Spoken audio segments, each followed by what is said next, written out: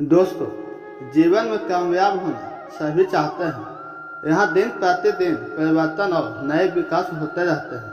यदि हम स्वयं को सब ज्ञाता समझने की भूल करेंगे तो जीवन के दौर में पिछड़ जाएंगे, क्योंकि इस दौर में जीता वही है जो लगातार दौड़ता रहता है। जिसने दौड़ना छोड़ दिया उसकी हार निश्चित है। इसलिए सीखने की ललक खुद में बनाए रखें, फिर कोई बदलाव, कोई उतार चढ़ाव आपको आगे बढ़ने से नहीं रोक सकता। आज हम एक भूत कहानी से समझेंगे कि कामयाब होने के बाद भी हम फेल हो सकते हैं। कहानी शुरू करने से पहले चैनल को सब्सक्राइब लाइक जरूर करें। एक बार गांव के दो व्यक्तियों ने शहर जाकर कुछ महीने इधर उधर छोटा मोटा काम करके दोनों ने कुछ पैसे जमा किए। फिर उन पैसों से अपना अपना व्यवसाय प्रारंभ किया। दोनों का व्यवसाय चल पड़ा। 2 साल में ही दोनों ने अच्छी खासी तरक्की कर ली।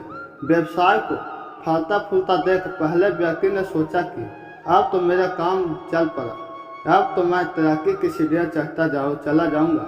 लेकिन उसकी सोच के विपरीत व्यापार उतार चढ़ाव के कारण उसे इस साल अत्यधिक घाटा हुआ। अब तक आसमान में उड़ रहे व्यक्ति धरातल पर आ गिरा।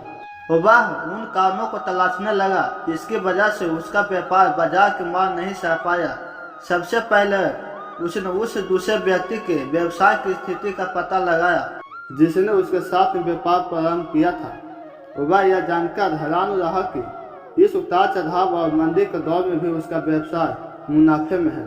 उसने तुरंत उसके पास जाकर इसके कारण जानने का निर्णय लिया। अगले ही दिन वह दूसरे व्यक्ति के पास पहुंचा। दूसरे व्यक्ति ने उसका खूब आदर सत्कार किया और उनके आने का कारण पूछा। तब पहला व्यक्ति बोला, दोस्त, इस वर्ष मेरा व्यवसाय बाजार की मार नहीं झेल पाया, बहुत घाटा झेलना पड़ा है। तुम भी इस व्यापार से हो। तुमने ऐसा क्या किया कि इस उतार चढ़ाव के दौर में भी तुमने मुनाफा कमाया। यह बात सुनकर दूसरा व्यक्ति बोला, भाई, मैं तो बस सीखता रहता हूँ। अपनी गलती हो या किसी की भी गलती हो, जो समस्या सामने आती है उसमें से भी सीख लेता हूँ। इससे अब जब दोबारा वैसी समस्या आती है तो उसका सामना अच्छे से कर पाता हूँ और उसके कारण मुझे नुकसान नहीं उठाना पड़ा। बस यह सीखने की प्रकृति ही है। मुझे जीवन में सफलता मिल रही है। दूसरे व्यक्ति की बात सुनकर पहले व्यक्ति को अपनी भूल का एहसास हुआ। सफलता के मर्द में वो आत्मविश्वास से भर उठा था और सीखना छोड़ दिया था। वह यह प्रण कर वापस लौटा कि कभी सीखना नहीं छोड़ेगा। उसके बाद उसने कभी पीछे मुड़कर नहीं देखा और तरक्की की सीढ़ियाँ चढ़ता गया। इस वीडियो से आप जानेंगे कि सबसे बड़ा धन क्या है। आप में से बहुत से लोग सोच रहे होंगे कि सबसे बड़ा धन रुपया, पैसा, घोड़ा, गाड़ी है, तो आप गलत हैं। आज एक भूत कहानी से जानेंगे कि सबसे बड़ा धन क्या है। काफ़ी समय पहले एक राजा जंगल में शिकार करने गया था। बरसात का मौसम होने के कारण यह अंदाजा लगाना बहुत मुश्किल हो गया था कि कब अचानक बारिश होने लगी, और हुआ भी यही। अचानक आकाश में बादल छा गए और बारिश होने लगा। सूरज डूब गया और धीरे धीरे अंधेरा छाने लगा। अंधेरे में राजा अपने महल का रास्ता भूल गया और अपने सिपाहियों से अलग हो गया। भूख, प्यास और थकावट से राजा काफ़ी परेशान हो रहा था।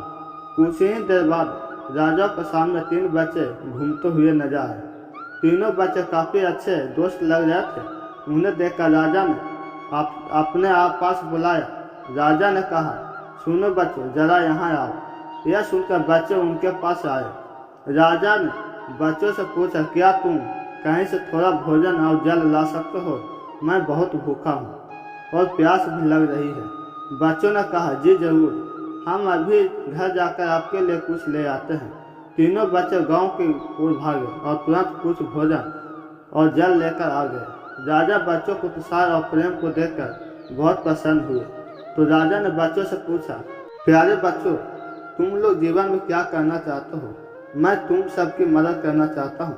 यह बात सुनकर बच्चे काफ़ी देर तक सोच रहे थे कि फिर उसमें से एक बच्चे ने कहा, मुझे धन चाहिए। मैं कभी भी 2 वक्त की रोटी नहीं खाई, कभी अच्छे कपड़े नहीं पहने, इसलिए मुझे केवल धन चाहिए ताकि मैं अच्छा खाना खा सकता हूँ, अच्छे कपड़े पहन सकूँ। इस पर राजा मुस्कुराते हुए बोला, ठीक है, मैं तुम्हें इतना धन दूंगा कि जीवन भर सूखे रहोगे। यह सब सुनकर बच्चे की खुशी का ठिकाना न रहा। दूसरे बच्चे की बारी थी तो राजा ने उसे पूछा, तुम क्या चाहिए? बच्चे ने कहा, क्या आप मुझे एक बड़ा बंगला और घोड़ा गाड़ी देंगे? इस पर राजा ने कहा, जरूर, मैं तुम्हें एक आलीशान बंगला और घोड़ा गाड़ी दूंगा। अब तीसरे बच्चे की बारी थी तो उसने कहा, मुझे न धन चाहिए न घोड़ा चाहिए, मुझे यह पैसा आशीर्वाद दीजिए जिससे मैं पढ़ लिख कर विद्वान बन सकूं और शिक्षा प्राप्त होने पर मैं अपने देश की सेवा कर सकूं। तीसरे बच्चे की इच्छा सुनकर राजा उनसे काफी प्रभावित हुआ। राजा ने उस बच्चे के लिए उत्तम शिक्षा का प्रबंध किया। वह बच्चा बहुत मेहनती था, इसलिए दिन रात एक करके वह पढ़ाई करता था और एक दिन बहुत बड़ा विद्वान बन गया। और समय आने पर राजा ने उसे अपने राज्य में मंत्री पद पर नियुक्त कर दिया। एक दिन राजा को अचानक वर्षों पहले घटी उस घटना की याद आ गई। उन्होंने मंत्री से कहा, कई साल पहले तुम्हारे साथ जो दोस्त बच्चे थे, अब उसका क्या हालचाल है? मैं चाहता हूँ कि मैं एक बार फिर तुम दिनों से मिलूं, इसलिए तुम कल तुम्हारे 2 मित्रों को भोजन पर आमंत्रित कर लो। मंत्री ने अपने दोनों मित्रों को संदेश भिजवा दिया और अगले दिन सभी एक साथ राजा के सामने उपस्थित हुए। राजा ने कहा, आज तुम तीनों के किस्से एक साथ देखकर मैं बहुत खुश हूँ।